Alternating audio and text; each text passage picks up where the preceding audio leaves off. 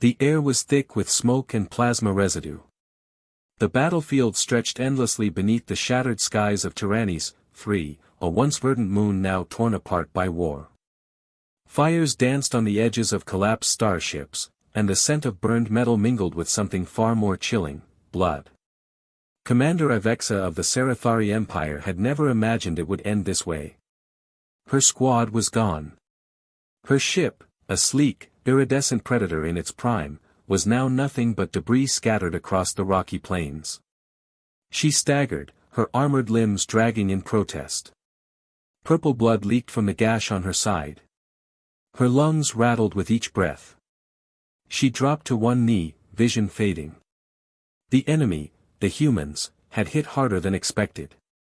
Every strategist had laughed at the primitive species, calling them unrefined, underdeveloped, emotionally unstable. No one laughed anymore. Yvexa blinked. Static danced in her visor. The power core was failing. Her muscles twitched involuntarily. She'd fought with every last ounce of strength. She'd led the charge, cut down the humans, screamed into the comms even as her sisters fell beside her. And now, silence. She slumped against a charred fragment of her ship. Her vision tunneled. She gazed up into the twin suns as they blurred into one another. Her mind whispered a final goodbye to her homeworld. Her claws loosened around her plasma blade. She closed her eyes. But she didn't die. There was warmth. Warmth. Yvexa's eyes shot open, heart thudding. A face hovered above hers, not Serathari, not scaled nor crested, but smooth.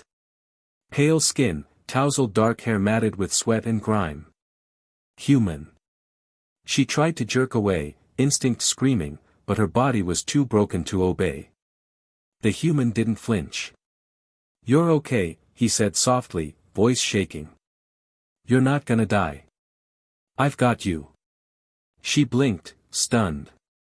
His hands were cradling her head. Gentle. Careful. She could feel the heat of his body, the pressure of his arms around her shoulders. He had removed his helmet, insanity on a toxic battlefield, and now her respirator was being swapped out for a sealed human unit.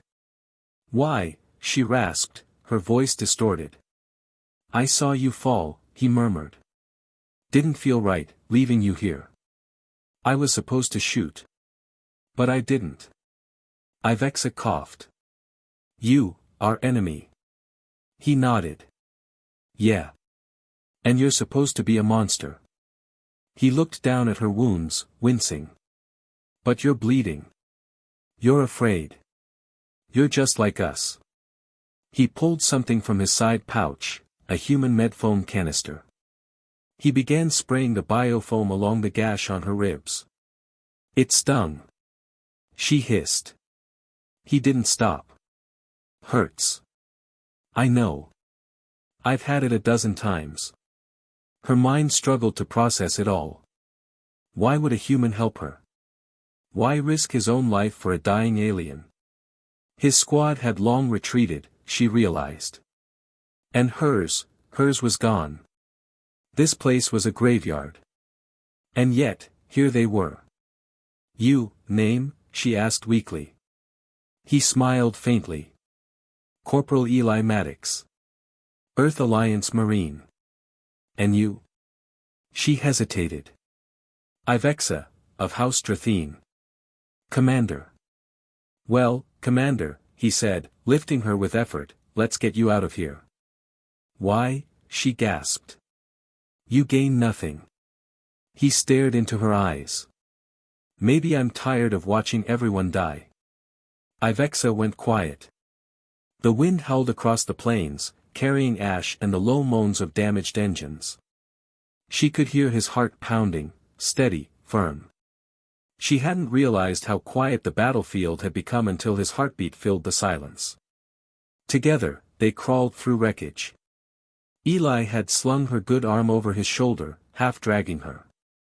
She tried not to wince each time her claws scraped metal. He grunted as he climbed over a broken girder, then carefully guided her over. Through it all, he talked. About his sister, who raised him after their parents died. About his dog back home, who chewed through 3 couches. About how he used to draw stars as a kid, dreaming of peace, not war. She listened. Not because she had to, but because the sound of his voice anchored her to reality. At one point, they collapsed behind a ridge as a drone patrol flew overhead. Yvexa's heart thudded. She reached for a weapon, but Eli placed a hand over hers. No. They're scanning for heat signatures. Stay still. When the drones passed, she stared at him. Why did you not let them find me? He looked at her, brow furrowed. Because you're not my enemy right now. You're just someone who needed help. Hours passed. The night fell. And with it came the realization that this war, this endless, brutal cycle, had taken far more than it had ever given. By the time they reached the edge of a human med camp, Yvexa could no longer walk. Eli carried her the last 100 meters. The guards raised weapons. Shouts echoed. Don't shoot. Eli bellowed. She's with me. She's injured. A commander stepped forward. You brought an alien here. She saved my life, Eli lied. Yvexa looked at him, startled. He didn't blink. You'll get court-martialed, the officer growled. Eli's voice dropped to a whisper. Then court-martial me. There was a pause. Long tense. Then the commander stepped aside. Yvexa was placed in a containment medpod. The last thing she saw before the sedative took hold was Eli's hand, reaching out, holding hers. The next day, the War Council declared a temporary ceasefire in that region. Reports spread, a human and a Serathari had emerged from the battlefield alive, together. Some called it propaganda. Others, a miracle. Yvexa would live. So would Eli. They had been enemies once. Symbols of different worlds. But on that battlefield, beneath the twin suns and the ruin of machines, one simple truth had changed everything. Compassion.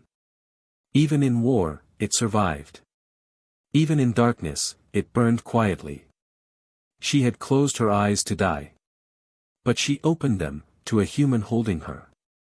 And that made all the difference.